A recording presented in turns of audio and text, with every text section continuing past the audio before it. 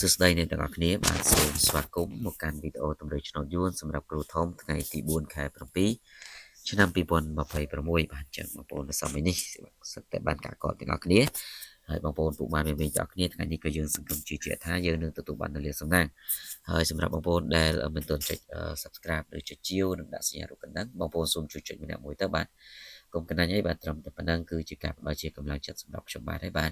ហើយបងប្អូនទទួលបាននៅតម្រុយលេខនេះគឺអត់មានគិតលុយគិតកាយទេបងប្អូនយកលេខទៅលេងបាទគឺខ្ញុំបាទចង់ឲ្យតែបងប្អូន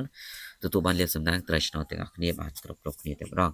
ហើយបងប្អូនពុកម៉ែវិញកុំភ្លេចបាទជួយចុចជាជួយ Subscribe ម្នាក់មួយទៅបាទហើយបងប្អូនត្រូវបិទជាក្រាដើម្បីធ្វើការកត់ចំណាំយើងចូលទៅកាន់តម្រុយថ្ងៃទី4ខែ7នេះតែម្ដង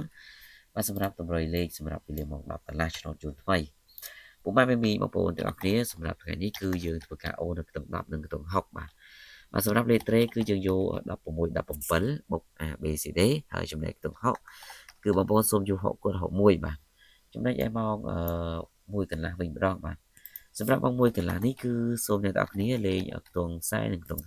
50បាទសម្រាប់ធ្វើការអូបាទហើយចំណែកលេខត្រេគឺយើងត្រេ47 48បាទហើយចំណែកខ្ទង់50យើងយក50គុណ51បុក A B C D បាទអញ្ចឹងបងប្អូនបាទទាំងអស់គ្នាកុំភ្លេចជួយចុចជាវចុច Subscribe ម្នាក់មួយហើយដាក់សញ្ញារូបកណ្ដឹងផង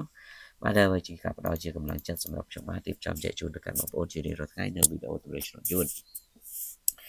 បាទសម្រាប់ម៉ោង4កន្លះវិញម្ដងបាទសម្រាប់ថ្ងៃនេះគឺយើងធ្វើការអូខ្ទង់0និងខ្ទង់8បាទសម្រាប់លេខត្រេគឺសូមបងប្អូនលេង0បន្តា01បាទ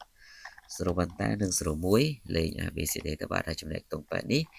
គឺអ្នកទាំងគ្នាសូមយក86 87បាទចំណែកឯម៉ោង6កន្លះវិញគឺយើងយកខ្ទង់9និងយកខ្ទង់30បាទ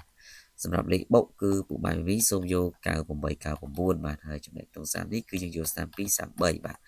លេង ABCD ទៅគ្នាបាទចឹងសម្រាប់ថ្ងៃនេះក៏មានតែប៉ុណ្ណឹងអរគុណជូនពរត្រូវឆ្នោតនិងសំណាងល្អទាំងអស់គ្នាសូមគោរពលា